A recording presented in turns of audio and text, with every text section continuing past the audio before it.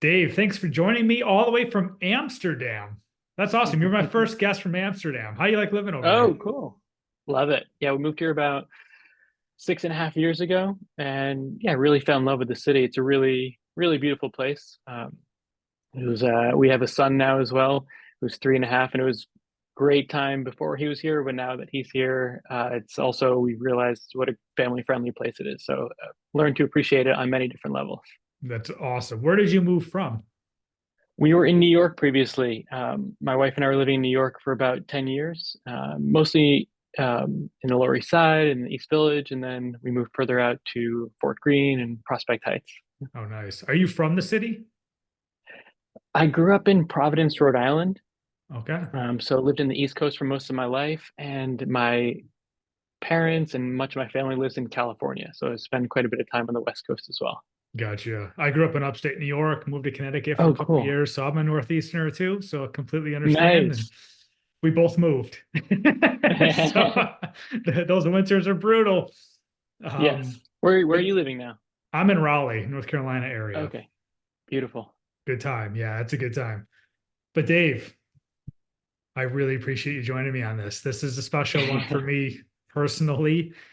I want to talk about the man and the men behind the Holstee Manifesto that sits behind me that made such an impact when I read it. This isn't about me. This is about you and the story of the manifesto. But I want to just kind of explain how I stumbled upon this. And it caught my eye when it was in 2019, single at the time. I was like, you know what? I just want to get out of town, take a trip, bring my dogs. I had two dogs, my two huskies. I was like, I'm gonna go drive to Asheville into the mountains. I'm gonna get a cabin for a couple of days and just get out of town.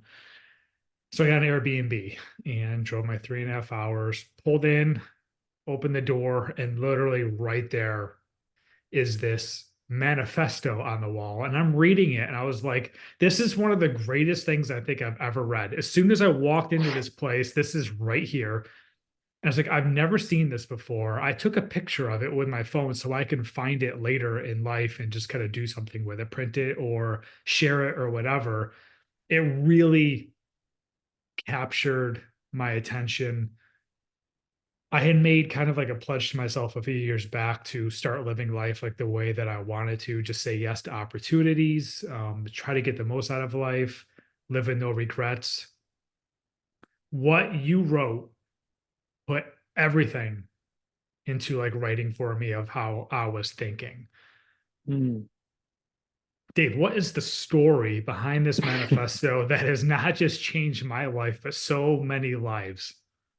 Um, well, first of all, thank you for sharing that story. I got goosebumps listening to you share that story just because I could see how you were feeling in that moment. I was walking through those steps with you, and it was yeah, I the way that you were feeling when you saw that first manifesto, I feel like it was also how we were feeling in the moment when we wrote it.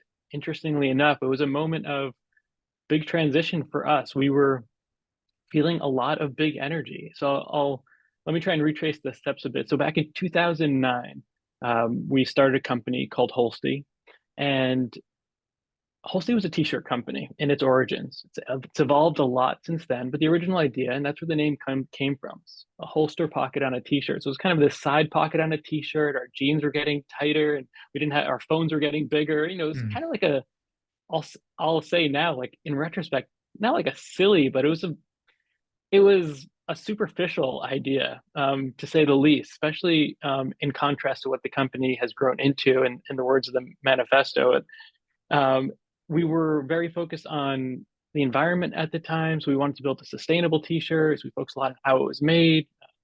And I won't go You're into, saying we. It's you and your brother, oh, yeah. correct? Yeah, this is me and my brother. And we have a third co founder as well, Okay. Fabian. So he's also our best friend. Um, and yeah, the three of us were kind of together on this journey. And at the time we just felt this a big energy of transition. So we had just both quit our jobs. It was at the time it was my brother and I, and Fabian joined later. So my brother and I had just quit our jobs to focus full time on Holstee, and we thought, okay, we're making this big life transition. We're making a big decision. what are we actually trying to do here? Like what do we want from life that has caused us to make this radical change in our careers and in our lives? And let's put that to words so we never forget where it is that we want to go and how it is that we want to spend our time and how it is we want to live our lives. And that idea turned into the Holstee Manifesto. And like the words of it came very they just kind of came very naturally. And the way I like to say it is, it really just like came through us. It was, and Elizabeth Gilbert has a great TED talk about how a lot of creative ideas, it's just this feeling, it just kind of ideas come through you. And I think for the manifesto, it was very much that. There was a zeitgeist at the time. There was a lot of energy, a lot of change, and these words kind of like all came through us at once and then onto the page. And we're like, oh yeah, that was it. It was kind of like we weren't working with a copywriter and hemming and hawing on words. It was like a one and done kind of thing. It was just like written in maybe 15 minutes. I couldn't even Wow. yeah, it was not like we were never planning on making a product. We never had thoughts for it. It was really a statement for ourselves and something to come back to. And it was never anything more than that. And we put it on our website. And at the time, I think the only people who were really visiting our website was our parents and our family and our, a couple of friends.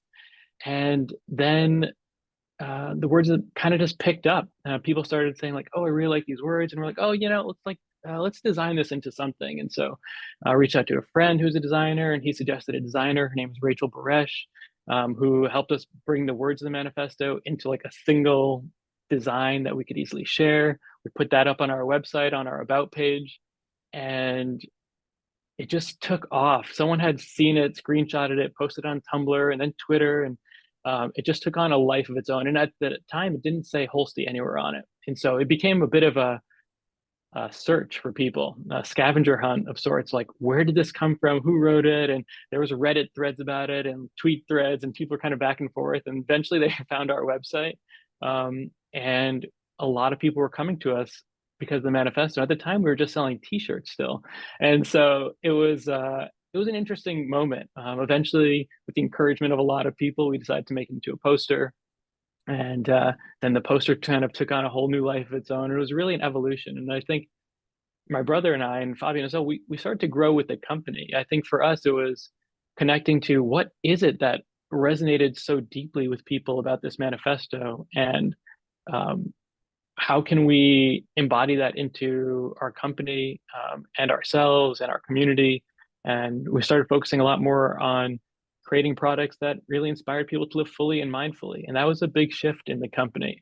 Eventually, we stopped making T-shirts and we started focusing a lot more on content and community and kind of what it looks like to really live a life of purpose, passion, and reflection. So That's amazing. So it was just created basically out of your transition to a new career, or was there something more that you were searching for in life in general? at that moment, right before we went full time on Holstee, I had basically Holstee was an idea. I had made some T-shirts in LA, so I moved to New York with a box of T-shirts, sleeping on my brother's couch.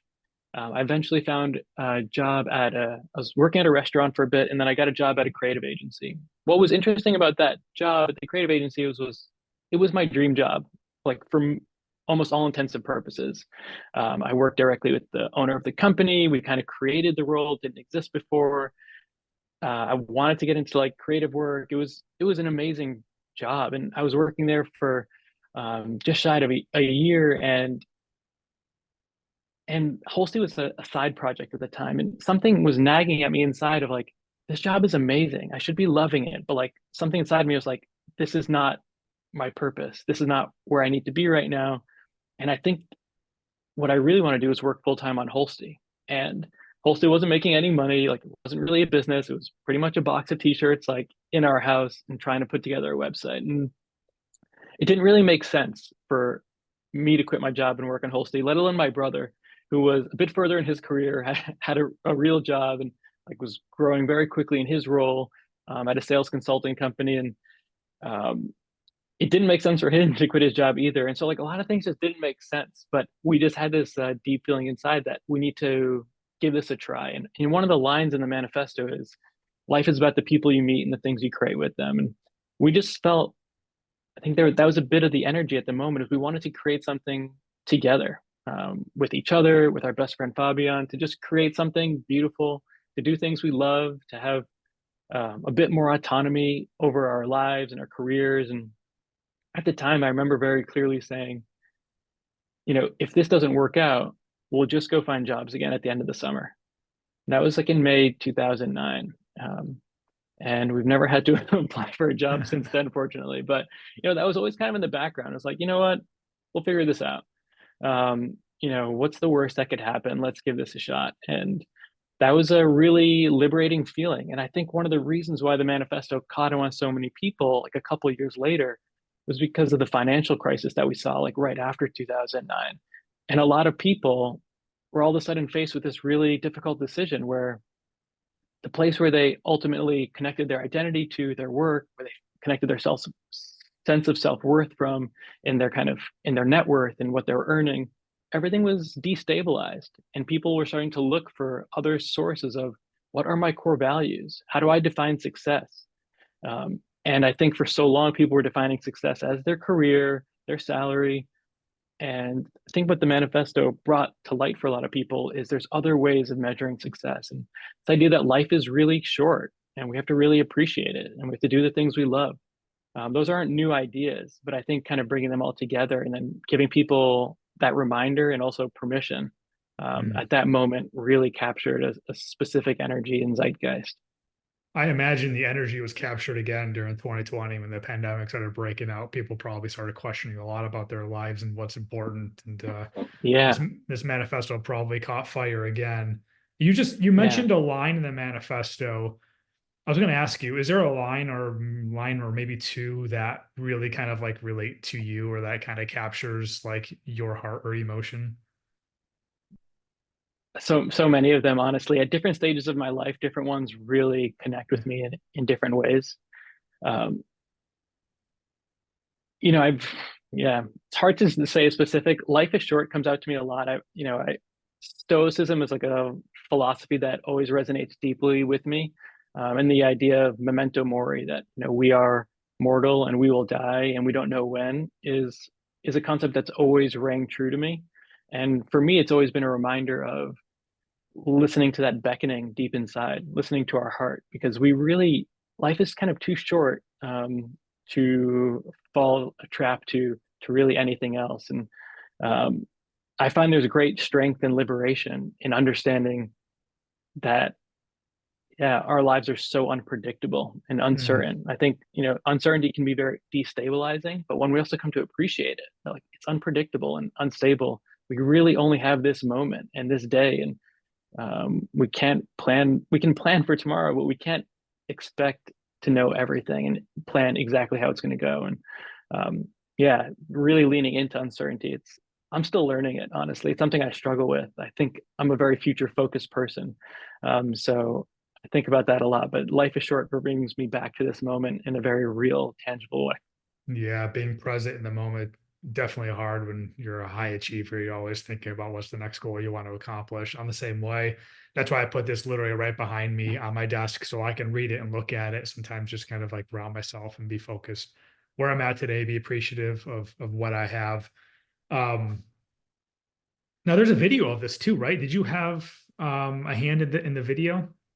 Yeah. I have to give special credit to my brother and the video creative team we worked with. That was a fun project. It's called the Holstee Life Cycle video. It's up on YouTube, and that was a blast. Basically, we wanted to, after the manifesto kind of gained steam a bit and was kind of getting sent around a lot, we thought it'd be cool to turn it into a video.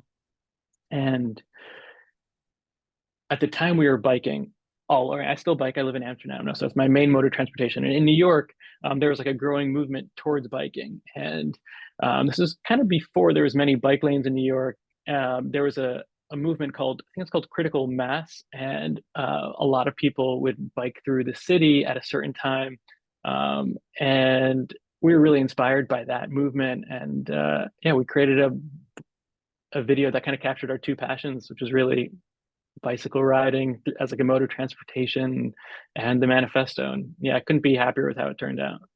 I love getting the story behind what I've been watching and looking at for so long. This I'm so happy. I'm so happy to have this conversation. This podcast has Likewise. been a blessing. I remember seeing like a video with like a printing process. Oh Or yeah. yeah, are you aware? So obviously you're aware of that. Can you explain the whole Yeah. thing? Because I was like, well, this is such a big deal. This isn't just something I stumbled upon in some random Airbnb and some people like it. This is a really big deal. I was like, there's this whole printing process behind this manifesto. Tell me about that too. Yeah. So when we first, so I'll say, well, before we made the manifesto into a poster, we were quite hesitant. Like we didn't want to, we didn't want to water it down by turning into a product. We were like quite nervous about that. And so when we decided to print it, we reached out to one of our good friends. She's an artist herself. And we asked, like, okay, we want to make this poster, but we don't want it to be like every other poster. You know, how should we go about doing this? And she said, oh, you got to letterpress print it. Letterpress printing is so beautiful. It actually makes a physical impression on the paper. And if you really want to make an impact, it's a beautiful way to print something. So we're like, okay, cool. We're going to letterpress print it. And then we started looking for letterpress printers that would do a larger poster size, 18 by 24. That was how it started. And turns out there's very few people in the States who have a letterpress printer that can do 18 by 24. But we found an amazing printer. It's called Aardvark Printer. They're based in downtown LA. They've been letterpress printing for many years. They letterpress print some of the most incredible stuff. I mean, Invitation for the Oscars, like all the top letterpress printing stuff in the country is happening with Aardvark, and multi-generational family doing letterpress printing. They have a beautiful story in and of itself. We were glad to have found them. And we went with them when we were just printing, I don't know, a couple hundred posters. It wasn't a big deal at the time. And then with us, like the manifesto started selling way more. They started printing way more, and we built a great relationship with them over the years. And they've been our printer ever since. We still print to them with them to this day. It's almost been 14 years. Wow. And yeah, we take a lot of pride in creating things that are quality and valuable and meaningful. So that was a big importance decision for us. That's yeah, looks it's amazing. Absolutely amazing. Love the Thank you. video as well. Um, so something I kind of want to like tell you that I think is like super meaningful to me is like you said you have a son. I'm about to have a son in 2 weeks now. Um, Yeah. a thought that's been through my head. I'm not looking to fast forward time here because what I understand, time goes fast enough as it is when you have a kid. Um, I want to let you know that when my son is old enough, I can't wait to read this to him. And this will Mm, be in his room. This will be on his wall. This is something I want mm, him to read every day and I want him to understand. And I want him to go through life always coming back to this. So I mm, just want to say thank you for that. Um, this is the stuff that I want to teach my son. This is what's really important to me. Um, so I just want to take a moment and say thank you for that. And mm. what are your thoughts like? What are your honest thoughts over the last few years to decade of like when people tell you stuff like that, or how you've realized you've impacted people's lives? Not just impacted their lives, it's impacted them for the positive. That has to feel so good. Just what are your thoughts Yeah. over the last decade plus? Thanks for saying that, and thanks for sharing that. And I'm honored to hear that these are kind of words you want to impart on your son as well. It feels great, of course, to feel like you're making a positive impact on people's lives. That's something that's important for me, and in like the work we're doing, it's really the reason we started the company, is to have a positive impact. And yeah, that feels really wonderful. I also will say that in many ways, I feel like I can't take full credit for it. So like I'm kind of like the same way if you had I'm sure you're gonna have a beautiful son, and if someone says, "Wow, your son's so beautiful," and you say thank you, but it's also, you know, you help bring that your son to this world, you and your partner, and when someone thanks, says something great about your son, you can accept that compliment, but it's not fully yours. In many Mhm. ways, your son is your son, and his beauty is of his own essence. And that's kind of how it is with the manifesto. Someone says, like, oh, thanks for writing this. I accept that, gratefully and graciously, and it feels incredible. but it's also like accepting something on behalf of my son. It's like, yeah, my son is wonderful. He he is his own essence in his own right.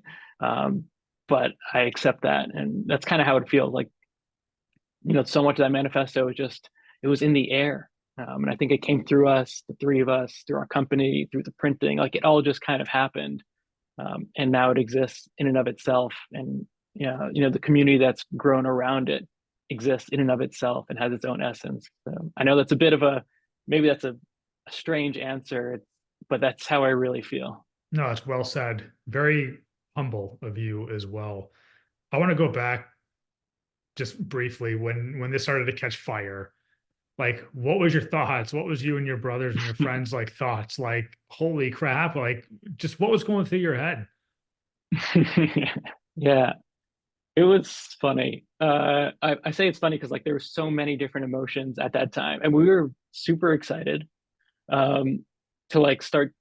There's different waves of it. First was like the image was being shared, and then we printed it, and then it kind of got a second wind because then like there were orders coming through on our website, and at the time I think we didn't even have a warehouse at the time, so we were rolling tubes posters on the floor and like running to the post office with like a hand truck. Like I remember, walking through the streets of downtown Brooklyn. We were renting an office at the time from someone, and it's like a hand truck full of tubes of posters. It must have been like 60, 100. And it was like, that was like every week. And it was like, wait, we can't handle this anymore. Like, we got to get into a warehouse. So it was excitement. It was chaos. It was kind of like that early days of a startup when you're like, when they talk about product market fit from like a business sense, it was like when you just feel that fire and you can barely keep up. So it was exciting. It was fun. We were all really close. We were also, Holstee was like very much a part of our lives at that time. So we were in the office all the time. We were eating all our meals there. And it was like a stage of life where it's like, yeah, I look back on with fond memories. But yeah, it was also a very surreal experience. Yeah, that's super cool. I was going to ask you about your memories. Do you have like a favorite story about this, a memory, or anything like a place that you've just walked in and randomly see it, or someone has told you something about it? I'm curious. Yeah, I still to this day get stories of people have seen it, and like I walked into a cafe in Nicaragua, or there was a store in Kenya, or like people just like my sister walked into a store in Kenya, for example. She was living there at the time, and like he had um, like a poster of Steve Jobs and like a printout of the manifesto next to it, just like walking to a random store, and like I always thought that was a very yeah, it was just kind of an odd thing. Like she snapped a photo and she's like, "Can you guys leave? It's here." Like I don't know, just the stories we get of where people have seen it and come across it. It's very cool. It was the other interesting thing is like tattoos. We've seen about like 20 tattoos. Someone had a full back tattoo of the manifesto. That was pretty rad. I never would have expected that. I don't have any tattoos, so the fact that someone committed themselves to putting those words on their body, yeah, it's a very big commitment in my eyes. Yeah, I've definitely seen some cool moments. The translations are also really cool. Manifesto's translated in about 15 different languages, and a Japanese calligrapher did a really beautiful rendition of the manifesto. We never printed it, but it was always something I thought was really, really beautiful. They had sent it to us, and yeah, it was really a work of art. Yeah, there are some really cool kind of lives it's taken on over the years. That's amazing. I know you've had some evolution since then, and we'll get into that momentarily. But like, how connected are you still to the manifesto? Are you still doing things with it? Are you still involved in the production of it? What does that look like? Yeah, so I stepped away from day-to-day work at Holstee about a year and a half ago. So my brother Mike still runs the company, and they're continuing to evolve. They actually just, I think, released, it was today, a new version of the manifesto. They do some collaborations with different nonprofits to help raise funds for nonprofits with the manifesto. So they did a veterans project last year, and this year there's one partnership with a company called Love Your Brain. It's a really beautiful kind of purple version of the manifesto. So some of the different iterations taking shape these days are mostly to raise awareness and funds for organizations that are doing really amazing things. And beyond the manifesto, Holstee's doing a lot of cool products that help people live more fully and mindfully. And so our reflection cards are one of our top products, but it's a deck of cards to spark meaningful conversation. It's something that came up as a result of just sitting down and chatting with our parents and asking them some questions we've never asked them before. And then hearing answers and stories just made us realize sometimes when you're just one question away from like a really amazing story and connection. I mean, you're an amazing question asker, and you've had some amazing guests in your podcast, and so you're very familiar about how yeah people come alive when you ask them the right question, when you Mhm. ask them the right story, and so we wanted to facilitate that for more people. And yeah, products in that space, and right now it's very much a community as well. So there's a membership at Holstee, and people gather weekly. There's a book club, and um, that they read through a book every month, which is really nice. And so it's really kind of bringing people together with the shared values, the values in the manifesto, really. Yeah, I was gonna say, can you dive into real quick, like more about the mission of Holstee? What did that evolve into?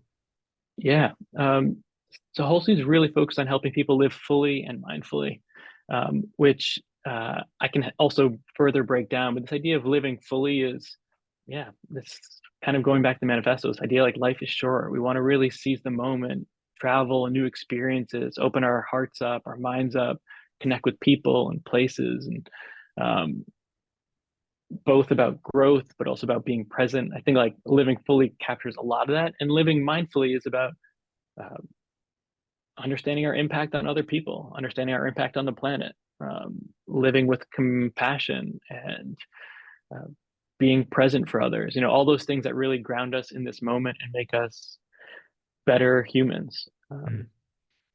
Yeah, it's such a positive vibe when you log into your website. It's just like all positivity, all gratitude, which I really appreciate that. Which is obviously the manifesto plays a big role in that, but it's not everything. So props to Holstee, the company itself, and the direction you guys have taken it to. I think it's awesome. And just another quick, funny little story. So I had Yeah, someone on my podcast. I just released it last week. Rukmini Podar. She's an I artist. listened to that episode. I loved it, by the way. Oh, thank you. Well, what you did, thank you very much. But what you didn't know is when we first started talking, I don't know if you did you see it on YouTube or did you listen to it? I listened to it. If you watched it on YouTube, you would see she has the manifesto right behind her hanging on her Oh, wall. really? And so I Wow. was like, so she logs on, I'm logging on. I'm like, nice background. She's like, nice background. And I was like, Oh my holy gosh. shit. I was like, so she's got the manifesto just like yours, hanging just like that in her Wow. background. And I was like, I love this manifesto. She's like, I love this too. Holstee is such an awesome company, blah, blah, blah. And it was like that moment I had a click. I was like, why am I not reaching out to the creators of this? So that's when I started to do more research behind it. And that's when I started to bother you and Mm. you and your brother. But yeah, I thought that was a funny story. So one, thank you for That's so listening. cool. And two, just know that she takes inspiration from your manifesto as well, hanging right on her wall in her Wow. studio. So That's go so freaking cool. figure. Go figure. Yeah.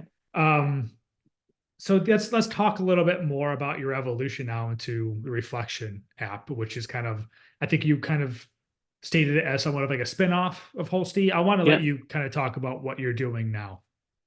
Yeah, sure. So yeah, along the way while building Holstee and building out the community, we kept seeing that a foundation of so many different practices we were sharing around gratitude, around resilience, really came back to asking big questions at a certain moment and reflecting on them. And we wanted to build a digital tool for our community. And like the common thread was a place where people can gather their thoughts privately, be prompted with some of these bigger questions, and then have a framework for reflecting back at the end of the month and the end of the year. And that was the initial idea that sparked into and eventually grew into Reflection.app. And so we were kind of building it as a side project. And then we got some early traction and decided to spin it out into its own company. And so now I run Reflection.app. We have our own team. There's four of us, and Mike and the Holstee team. There's four of them as well. And yeah, it's been a very cool experience. Also, getting back in the kind of startup seat again in the early days. And I love designing, specifically designing for digital, something I always really enjoyed. And so for me to be in that new role, and personally, journaling has been pivotal for me. It's been such a core part of my own growth and my own journey. And so it feels really good to kind of realign with that purpose, that mission, and being able to share it with other people. I want to ask you about journaling in just a moment, if you don't mind. Who Yeah, would you recommend? Who is this app for? Who would you recommend this for? yeah. Anyone who's interested in starting journaling and doesn't know where to begin, it's perfect because the app is filled with different journaling guides from thought leaders, from wellness experts, coaches, people in the personal growth space. And they ask those questions that you otherwise might not have asked yourself. But when you start to answer them, you start to learn a lot about yourself. So at one end of the spectrum, it's great for people who've never journaled before. And for people who have journaled before and have an active practice, like I did before I created the app, I tried to check all the boxes of all the things I always wanted in an app. So it's beautiful, it's minimal, it's cross-platform, iOS, Android, Mac, web, iPad, and everything you need is there. But when you're writing, it's a beautiful, open screen. And my design principle behind it has always been building an oasis. I want you to open up the app and feel like you've come home. And for me, journaling has always been that feeling of coming home. And so, yeah, I like to think that for anyone who's either interested in journaling or an experienced journaling, we meet you where you are on that spectrum. Yeah, it's a place that hopefully everyone can come home to. Let's talk about journaling because it's something that's kind of like been on my radar, but it's something that I don't practice as much as I should for whatever reason. So it's definitely something Yeah, that I want to break through and get better at. I want to know personally, like, how has journaling like benefited you? yeah. I can give you a. I've been journaling for a while, and it's taken different shapes over the years. But you said something earlier in our call that you, at some point in your life, I think you said 2019, you wanted to make a decisive change in your life, and it was kind of like you had this impetus. And um, I've had that moment in my life as well, and I can say like maybe about 12 years ago, there's a moment in my life where I thought, you know what, I'm really not happy in what I'm doing. There's like some challenges in my life, challenges in my work, and I want to make like a more dramatic change. And at the time, I wrote in my journal, I'm not like I wrote happy question mark, and then I wrote, Dave, right now you're not feeling super happy. If 6 months from now you're feeling the same way, I want you to do something to change it. And I sent it myself a reminder to come back to that in 6 months. And I came back to it in 6 months and I saw that question and said, Dave, are you happy? Question mark. And then it said, 6 months ago, you wrote this. And I responded to the thread and I said, right now I'm actually feeling the same thing or I'm feeling a little different. And I had that ongoing conversation with myself every 6 months. I've had it now for 12 years. And every time I replied to the thread, I started to see a couple patterns. One is the things that were frustrating me at the time, 6 months later, rarely were even on my radar. And so the things that were like I was dealing with that were stressful, no longer on my radar. Now that there was new things on my radar, things I was excited about, and oftentimes the things I was excited about, you're like, oh, the things I was striving for, whether I achieved them or not, they also, yeah, they took different precedents in my life. Like my priorities had changed, new ideas had come up, things have evolved. And that practice in and of itself, I did make some very big changes in my life as a result of that practice. Mostly like longer term things, like trying to pursue like other opportunities or like thinking bigger, thinking differently. But my big takeaway from that practice is perspective. Like time and perspective is incredibly valuable. And if you don't take a moment to write down how you're feeling in this moment, uh, you'll never have that opportunity to reflect back 6 months later. You won't have Mhm. that stake in the ground, something to look back on. And if you don't ask yourself that big question, like, hey, are you happy? Like that's a, a loaded question in a lot of ways. I mean, it packs a lot into it. This podcast is the pursuit of happiness. I get the sense that you probably think a lot about the role that happiness plays in our lives. And yeah, I think sometimes it's like a simple question that can seem like pretty surface level, but if you answer it, if you really take the time to answer it, it can go pretty deep, pretty fast. And that for me is one story that captures the power of journaling. And there's a lot of different ways that I journal now. Like I have a daily practice where I do a lot of stream of consciousness writing, very much like the morning pages. And I feel like that's great for my creativity and it's great mental download and clearing my head. I do it end of the week. I do like a review on the week, which helps me kind of like look back and get a sense of fulfillment and gratitude. And just like looking back and seeing how far I've come gives me a sense of, yeah, like exactly that, like how far I've come, instead of like, oh man, another week and I got so much to do next weekend. It's like, oh, let's take a moment. Let's celebrate this week. And I try and do also a similar one, an evening wind down. So like at the end of the day, I'm just like, what's one thing I'm proud of? What's one thing I'm excited about? And kind of reflect on it. And then you've got a son on the way. We do that with our son now. So every night before he goes to bed, we do like a gratitude circle, and it's pretty cool to like see a 3.5-year-old say, "I'm grateful for my books." He'll always say something funny and cute, like or meaningful. It's all over. It's just like sometimes he says, "I'm grateful for my door," and like, yeah, I'm grateful for the door in this house too. It could really be anything, but yeah, so that practice has kind of evolved into like a more of a family shared practice. But I'm diverting now. But yeah, journaling No, that's has taken amazing. many different forms in my life, and has been very helpful at different moments. That's amazing. Those are moments that I can't wait for it to have with my son, and I can imagine like what an impact that will have on him years and years from now. Just growing up in a household that is so grateful for just the small things instead of looking at things the glass half full, being negative, being pessimistic. We need more people like that in the world. I can't wait to one day hopefully Mm. interview your son and see how he turns out. That's just freaking wonderful. Asking yourself if you're happy also should require some really difficult and hard conversations with yourself as well. You got to be real. You got to be honest if you want to make a change. Um, I'd be remiss if I didn't ask this. What does happiness mean to you? Yeah, it's interesting because now, I've changed a lot since then. One of the things that's changed is I don't like pursue happiness in that same sense. A word that resonates a lot more with me these days is flourishing. And like, because I think happy is an amazing thing to feel, but there are also, it for me didn't capture the nuance of challenge and the importance of challenge and the importance of, I don't want life to be easy. What I want is life to be meaningful. And not that they can't go hand in hand, because sometimes they do, but sometimes they don't. And what I really want is like the strength and to kind of move through those challenging moments, and the groundedness to appreciate what I already have, and the foresight to not get overly stressed by things that are outside of my control. Like those are nuances that I'm really striving for that aren't always captured in happy. But to your question, I think happiness is something I love to feel, and it's an important feeling, and yeah, hard to put to words, but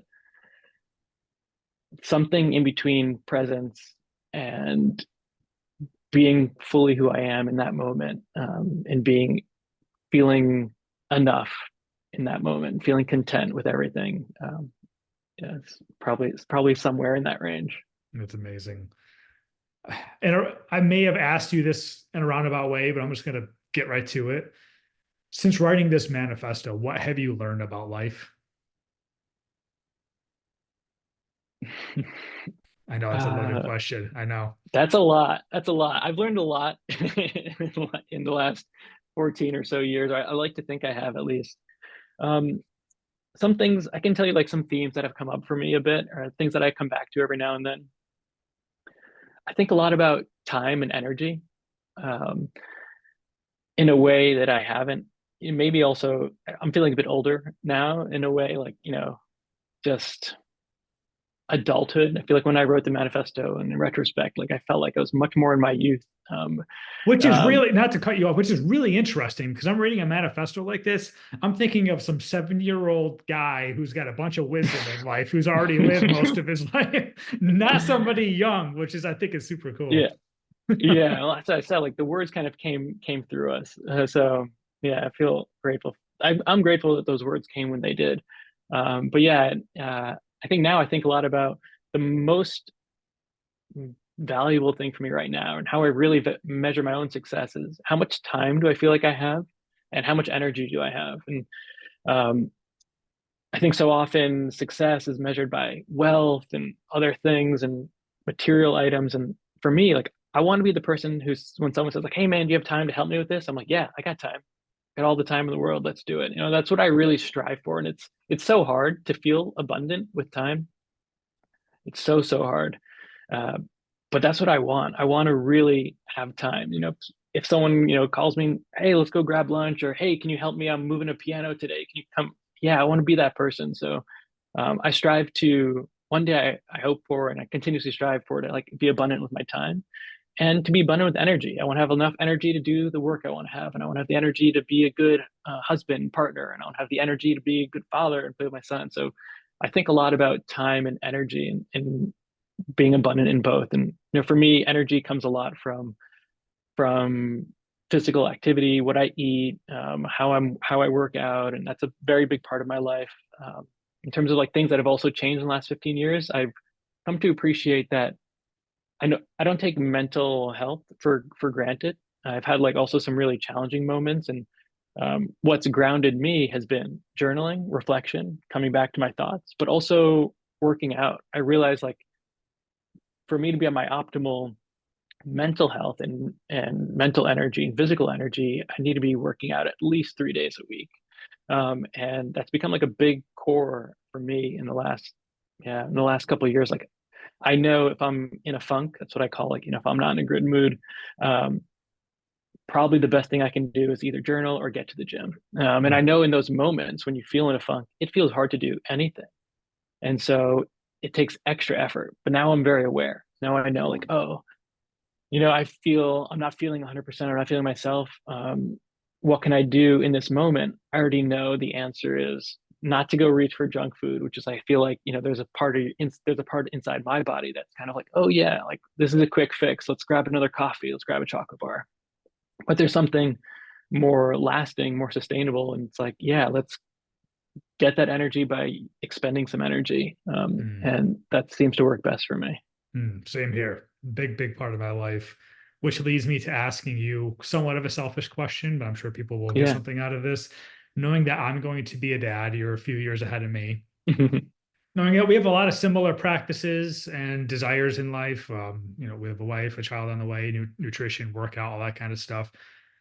How did you manage and handle shifting like priorities? Like, how was that for you? Because this is something I'm going to be going through in just a few weeks. Like, it's like, having a son is obviously becomes like numero uno. Obviously, having a wife, keeping that relationship afloat, making her happy is still top priority. And I still want to be semi selfish with my time and get my workouts in and do like the things that make me happy. So, do you have any words of advice for me when it comes to that?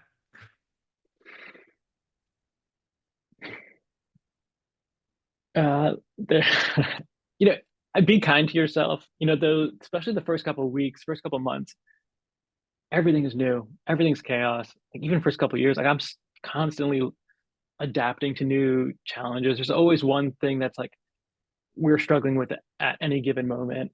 I feel like from a child raising perspective, like there's always one thing where it's like, oh man, got to get over this hurdle. And it's like, before it was sleep, and then it was eating, and then it was diapers, and it was potty training. It was like, we've gone through so many different things. And one thing that's kind of always helpful is, it's all part of the process and it's all going to involve and like how your work and your relationship and your child weaves into your evolving life is going to happen at its own pace and in its own way. I know it's not a very specific thing, but it's like take it in stride. Don't imagine it's going to be perfect and kind of try as much as possible to enjoy both the ups and the downs. Because that's, how there's a great quote, and I'm forgetting the author now, but how we live our, uh, Annie Dillard, that's the quote, our, how we live each day is how we live our lives. It's like this idea that like day by day, that is the story of our lives. And Mm, so trying to make each day great, each hour great, just trying to appreciate it for what it's worth, is something that comes to mind. There's some other kind of tangible things, you like to work out, you're going to have a child soon. I was, uh, I used to do a lot of calisthenics in the park, like, pull-ups and dips and stuff like that. That used to be my daily exercise. And when we first had our son, I was like, oh man, like, I'm having a hard time getting there. I used to go first thing in the morning. And then I started bringing my son with me. He was like I would ride, had him in the stroller. I just like ran with my stroller down there, and he was napping or whatever he was doing. If he woke up, I brought, food with me, milk with me, water with me, whatever it was. I brought, like, if when he was old enough to kind of sit up and play, I brought a ball for him. And that was kind of a game changer. I was like, wait, I can bring him with me. And now he's a bit older. Actually, I go to the gym now. I do more weight stuff than I used to. And there's actually a daycare open for a couple hours a day at the gym. I bring him to the gym. He knows, like, I like to think that he also now is getting an appreciation for, like, going to the gym is a very normal activity that people can do. And he's getting curious about, like, oh, we walk through the weight room on the way to the daycare, and it's like, oh, what are people doing? And I was like, oh, we're exercising to get stronger and make muscle. So I feel like, in a way, he's also enjoying the daycare when he goes there. He gets to play. There's other kids there, but he's also seeing that, like, oh, fitness is an important part of our daily activities. And so that's cool to see too. Yeah, it's an amazing inspiration at such a young age. I feel like you're doing a great job teaching your son just so many amazing and positive things that are going to influence him, like I said, for just decades to come, and who he is as a person. That's awesome. So Thanks. congratulations, Dave. You've given a lot of great advice. I just want to give you the mic if you want it for just another moment for any final words, because you don't have to take it if you don't want to, because you just literally just said some amazing stuff. But as we wrap this up, do you have any final words? Well, first off, I feel like I did so much talking. I hope it was valuable and meaningful and in You're the some way. And I hope guest. You're the guest. That was the point. I appreciate it. I'd love to interview you one day, and I'm sure there's a lot I could learn from you as well. I already have from your previous podcast episodes, but Thank yeah, you. I'm really grateful for this time. If anyone in the community has thoughts, questions, feedback from me, I love hearing from people too and connecting with people. And the same way that we've connected here on this call, I feel like there's so many people out there who we share values with. They share values of your podcast and kind of the pursuit of happiness, but also kind of shared values of the manifesto. And it's just nice to connect with people who share in those values and who are really striving to live with intention. And I think it's a hard thing to kind of, like, both be striving towards, like, an intentional career and intentional fatherhood and intentional relationship. It puts a lot of pressure on. We can put pressure on ourselves, and I feel like connecting with other people who are like, oh yeah, I'm figuring it out too, and I'm learning. And I think one thing I want to kind of leave people with is, like, I'm figuring so many things out every day, and I'm learning so much in my career, as a father, as a partner. And yeah, I think being open to that learning process has been kind of the biggest success factor for me. It's kind of, I'm curious about things. I know for sure I'm an amateur at so many, and that curiosity has, like, led me, I think, to learn so much more about parenting, about fatherhood, about entrepreneurship. So yeah, I I guess appreciate what I would that. leave people with is yeah, be curious about things, and connect with people like you have, and it can be yeah, lead to meaningful relationships.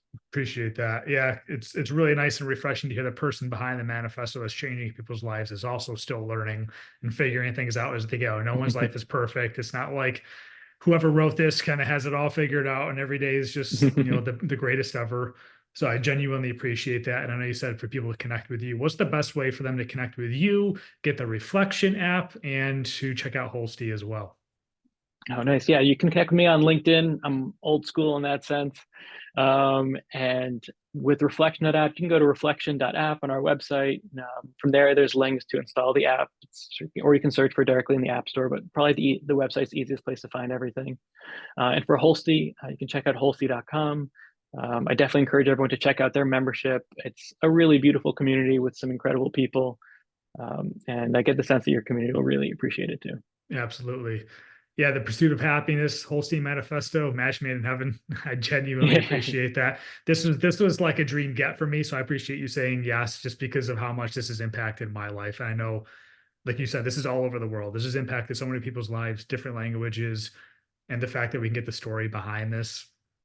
I'll never forget this one. So really appreciate that. I'm glad we're able to make this connection. If you're up for it, I'll have you back on in the future just to kind of check in and see how things are going. And Would love that. yeah, that's awesome. Dave, thanks again so much for joining me. Yeah, thank you for having me.